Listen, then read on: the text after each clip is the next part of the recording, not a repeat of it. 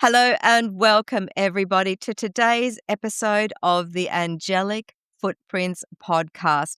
I have another special guest with me today. Her name is Stephanie Stephan, and her background is that she is an animal lover who listens and observes from the heart. She has developed a unique blend of communication, intuition, and healing that has the potential to create a deeper bond between you and your animal companion, fostering a sense of harmony that resonates on all levels: emotional, physical, energetic, and spiritual. She has learned how these divine sentient beings are capable of opening the door to infinite wisdom and unconditional love. When we open our hearts to them, they can teach us life mysteries that lead to having a more joyful life. They are the key to unlocking our superpower that resides within. Stephanie, I can't agree more. I'm a huge cat lover, and I know that my animals do teach me a lot as well. And I'm sure there's going to be loads of listeners who totally resonate with this conversation.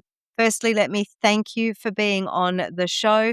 Would you like to tell us a little bit about yourself?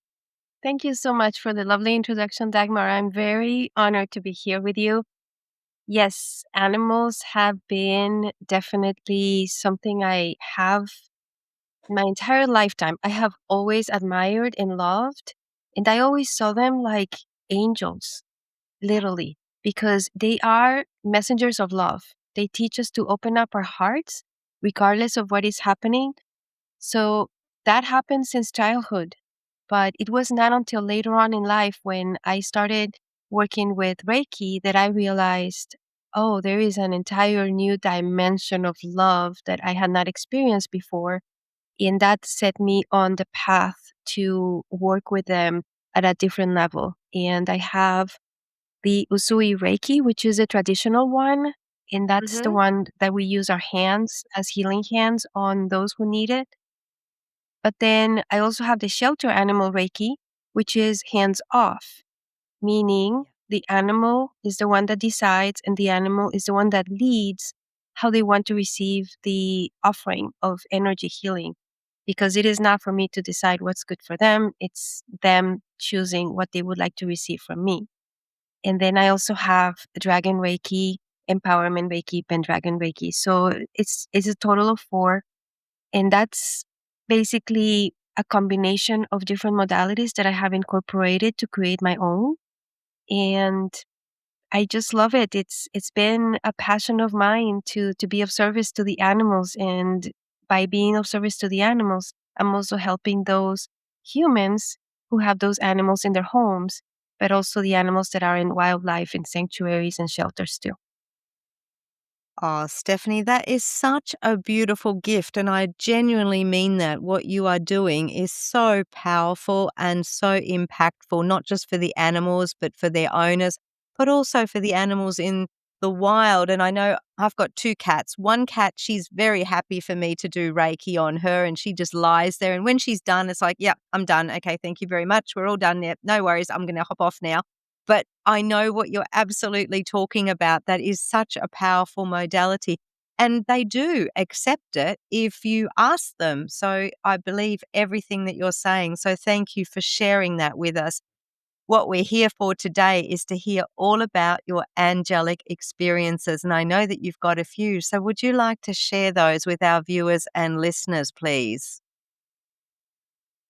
Yes, thank you for the opportunity to actually go back in time and present where exactly did this all start with me. And definitely angels played a really big part. I remember it was about 2 decades ago. It's been a long time when my uncle, he was basically like a grandfather figure for me and for my daughter. He said, Stephanie, why don't you go and learn more about angels, connect with them? This is a very Catholic person. He was coming Mhm. from a Catholic perspective and he wanted me to have angels in my life. And at that point, all I had heard in my entire lifetime had been guardian angels. That's all I knew. That was it. But I listened to him and I went on a quest to connect with angels and learn more about them. And that's how I found the angel Raphael. There is a channeler who shares the messages from from Archangel Raphael, and that's been for about 30 years now. And she started doing classes just about the time when I actually connected with her. And that was about 8, 10 years ago. And since then, I have been taking classes instead, and still to this moment, I am. What I feel that angelic connection did for me, because it was not just one encounter, it was a daily connection. It was a communication that was happening back and forth, like a two-way communication. It was an opening to the world of the divine where I could get clear knowledge about things and truly understand the meaning of life at a different level that I didn't experience before. And the biggest change that I experienced during that time, during all these 20 years after connecting with angels and getting into the classes and doing the work more diligently on a daily basis, it's more of I am no longer just me, Stephanie. I feel like I'm a collective. It's almost as if I feel the angels surrounding me at all times, and I feel like I became we. It's a really big shift of how I experience my existence. And I don't feel like alone when I walk around the street or I drive somewhere. I feel like I have an entourage with me. It's a very different experience altogether. That has been one of the biggest transformational things that have happened in my life as a result of the connection with angels. And little things that happen on a daily basis where I know the angels are present.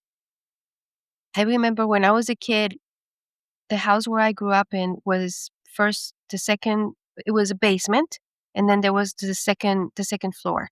And that basement felt extremely spooky to me, creepy. I did not want to go there. It felt off. As a kid, this is not a good place. I don't want to be ever there. And I went to the upstairs and it just felt celestial, divine, angelic. It felt I was always, and I always thought it had been my grandfather who passed away in that house. But then I came to realize, no, it was actually the angels because it was a multitude. It was a collective, pretty much. And how I know it's the angels, because there are many situations where I was in potential danger and I received their guidance as to exactly what to do to get myself out of that and be unharmed. It was a time when I was walking to my house and it was in the middle of the night coming back from going out with my friends, and I was in my 20s. I was coming back and there was nobody in the street. I had to walk about one street down to get from where I was parking the car to my house. And there's this weird person approaching me in a bike. This person was coming in one direction and started to turn towards my direction. And I knew you have no good intentions. I knew right then and there, you have no good intentions. And I received the guidance, and I'm telling you, that was angelic guidance. I received the guidance to laugh hard, laugh out loud, and laugh in his face. And I saw the expression on his face changed from I have bad intentions to I feel embarrassed. And I was, how did that come? I mean, it was incredible. The angels were protecting me and said, take action, do that. I have never done that before, and I have never done it after that. It was that one single time. And that is angelic protection right there. I have many examples of protection, like it happens so often that I don't question this. I just know it. They're there. I feel them. And I love that. And I capture them on orbs in my room all the time. There's orbs of different colors, different sizes, and they are moving around. As soon as I start meditating at night, the orbs start moving, and there is activity in my room, and I can see that they're actually balls of light. It's really amazing. So I don't have to question or to guess or to wonder. I know. I see them, I feel them. I know they're there. What an amazing story. And thank you to your uncle for inviting the angels into your world because, I mean, obviously, I know that with the Catholic religion, that they do believe in guardian angels, that everybody has a guardian angel. But this sounds so much more powerful, him telling you, go look at angels. And your story, when you were telling your story about laughing with the man who had the bad intentions, I got the the chills, and it was like, this is so right, what they told you. And your story, I was so deeply moved by your story. I am wondering, when you connect with the angels, and I absolutely believe everything that you've said, do you ever speak to specific angels? I know you mentioned Archangel Raphael, but do you just feel that they are there as a collective, as you've said, or do you connect into specific angels? Do you know of other angels and who might they be? Yes, there are angels for each of the animals, in fact. And I called in the angels for each species when I work with them. I work with Archangel Michael for protection a lot. Archangel Gabriel is also very attached to my nature, my physical blueprint. Uriel, Metatron, and also Sandalphon. I bring in all of them to connect me with all of the directions and be connected to the divine and to the earth. So it's a whole entourage, but there are more. There's the a lot of people mention this because it is so true. There's the angels for finding parking spots. Yeah. We can call them. Their mission is to be here to assist with our mission. That's their mission. That's their mission. They are assisting us. They're not human beings with their own individual agenda. They are providing a service as long as we ask. And that service can be anything. So for me, I'm calling them in when I am doing a healing because I need the angels of healing to come along with Archangel Raphael and help me out. It's not it's not a healing that comes from, oh, Stephanie is doing this. It's more of, okay, I'm calling all of you, let's come and gather and let's do it together. That's how I do it. And for that reason, yes, there are some specific angels that I work with, but I also work on the collectives depending on the particular service at the moment that I need from them, because there are angels for each of the different things we may need. And if it is driving angels it is. Keep me safe on the road. Make sure that I go from point A to point B without any harm. I was an example. I was going to just a regular day. I was going to work, and I do not know how that happened. That was divine intervention. My car locked up with my keys inside. That is not Oh, possible because the car what? is meant to not do that. Yeah. And how did that happen? The keys were inside the car, and the car was inside the garage, and I needed to get to work. And then a normal moment would be a typical moment would be, let's panic. Wow, what am I going to do now? That's not how I handled it. I was like, oh, that is not possible that that happened, but it did. There is a reason. Okay, calm down. I'm going to be late. Fine. There is a reason why I'm being late. And I went and I found my spare key, which I have, no problem. I went and I used it for the first time ever in my own house. I went to use it for the first time ever. When I finally left the house and I got to work, there had been an accident on the road that had already happened and they were already taking care of that. And if I had left on time, I would have potentially been part of that.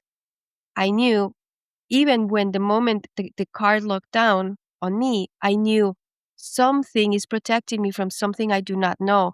Trust, stay calm, it's okay. And that was another example of how the angels are in my life all the time, watching over me. It was so funny. I go and I have sessions with intuitives. Just because I can connect with angels doesn't mean that I am not going to connect with others who connect with them. I also do that. And Yeah. this lady was drawing my aura and she was just coloring my aura and explaining how it looks like. And then she said, "You have so many angels around you. Do you really get yourself in trouble all the time? What are you doing?" And I was like, "No, I do not get myself into I am a super rational person. I do not go and look out for trouble. I do not. I observe, I watch what others do, and I do not do that." So no, I do not get myself in trouble. But what happens is angels are there because when we set out on a mission, they are assisting us and enabling us to ensure that we can accomplish that mission. And I know that the mission of love does cause insecurities on people. It does cause Yeah. or sometimes jealousy. It causes all kinds of different situations that you cannot anticipate all the time, but they happen. Yeah. It's It's true. human nature, right? And the angels are there to always protect me. And so, yes, I do call in specific ones back to your question, and I also bring in the collective, and they are always there, and they help me in so many different ways. I cannot even count them. It's just so many. It's on a daily basis. Stephanie, thank you for sharing that story. And it's something that I say as well, don't get frustrated. I say this to people. I say it, when I'm doing lives and stuff like that on my podcast. And I say, don't get frustrated if you're being, made to run that little bit late because there's bound to be a reason for it. And you just gave the perfect example. You don't know what that is at that particular moment, but you are being protected, and I love how you told the story also about the basement and also just about asking. And it reminded me of an episode that I've just edited with Cassandra. And that episode is getting released next week. And she tells a story about being in a basement as a little girl. And I think it's beautiful how these stories, I just don't believe in synchronicities. It's so beautiful how these stories are coming together all all at this time, because obviously that's an important message that people need to hear. So I do thank you so much for sharing. And my cat has been sitting, she's been, oh, hold on a sec. She's going to have to come into the podcast. There you go. She loves the energy Oh, of it. Yeah, I know. This is the one who loves Reiki, but she's been very fussy and wanting to have attention. She's been jumping all over the desk the whole time. That's why it was wobbling and everything like that. Um, while we've been doing your answers. So thank you. I know that you've already told us a little bit how that has influenced your life. Um, what would you say if there is there anything that you would add to how has that influenced your life, having that beautiful feeling of having angels in your life? I mean, I know you talked about being supported, and I know you talked about the protection, and that is so invaluable. Absolutely. Is there anything that you could add to that? yes, absolutely.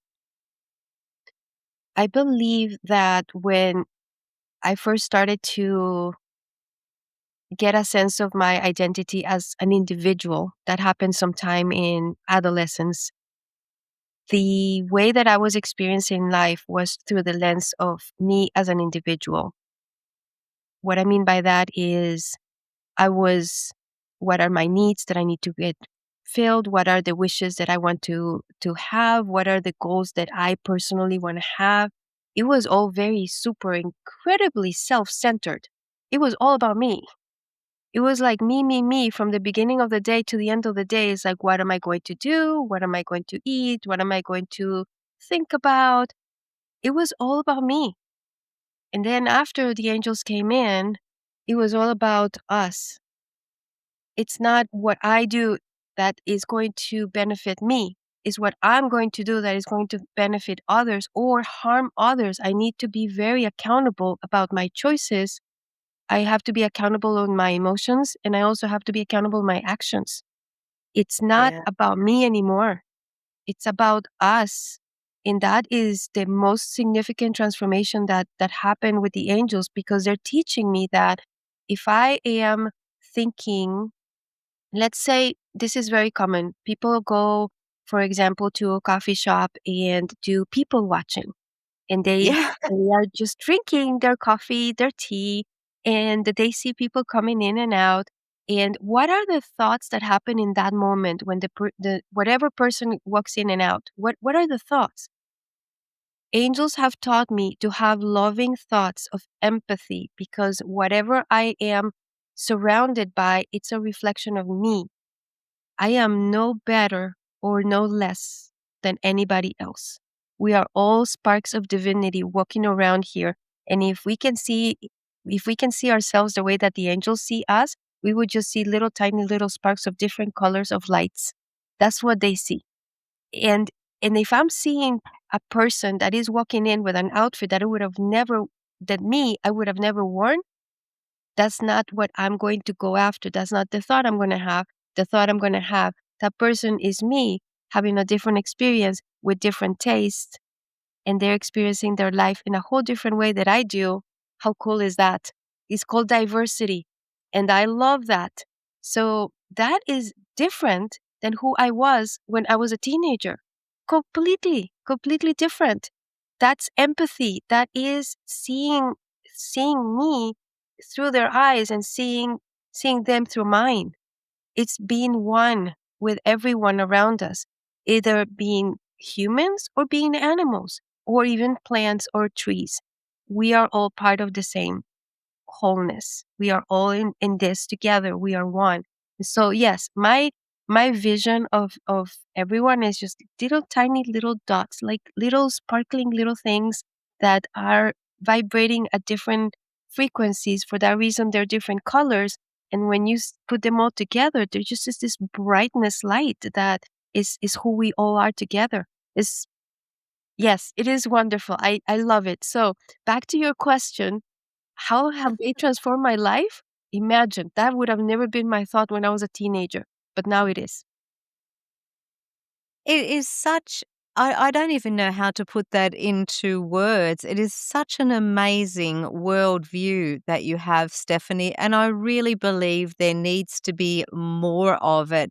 And what an inspiration to be able to view others like that. I definitely love people watching and, especially if I'm out with my husband, we're having dinner somewhere and you see people, they're just stuck in their phones. They're not paying attention to anything that's going on around them, which is such a shame because that world view that you've given us is something really magical. That's the best word that I can give to the way that you described all of that. And it is definitely a blessing. And I shall definitely implement a little bit more of that into my life as well. And I hope for all our viewers and listeners that it gives you a new perspective on how we can be viewing the world. It's such a positive, just a positive way of giving that light out into the world. So thank you. Thank you so much for sharing that, Stephanie.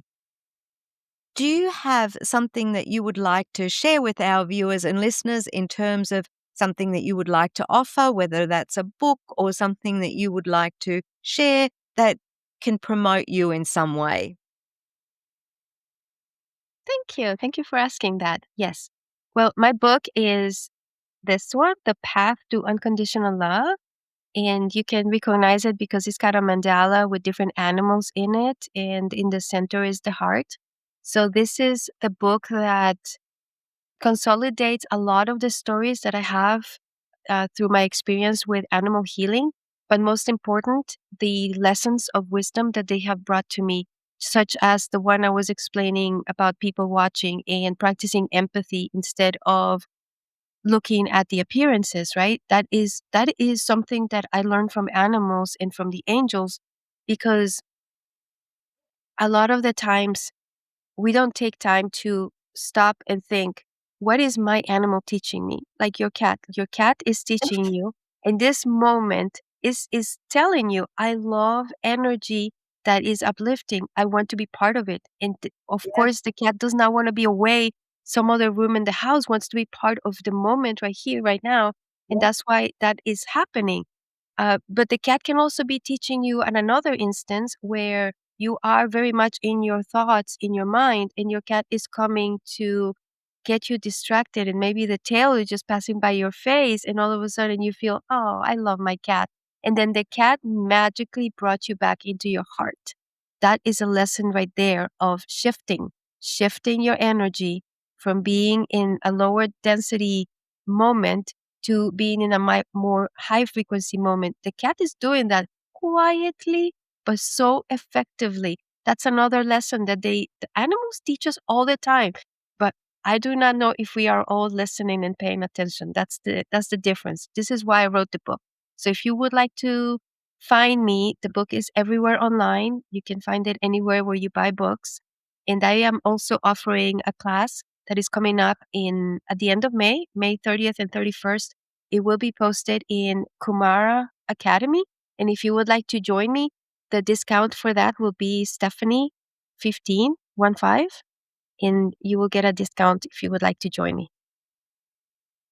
Thank you, Stephanie. Thank you for sharing. I love the title of the book, The Path to Unconditional Love.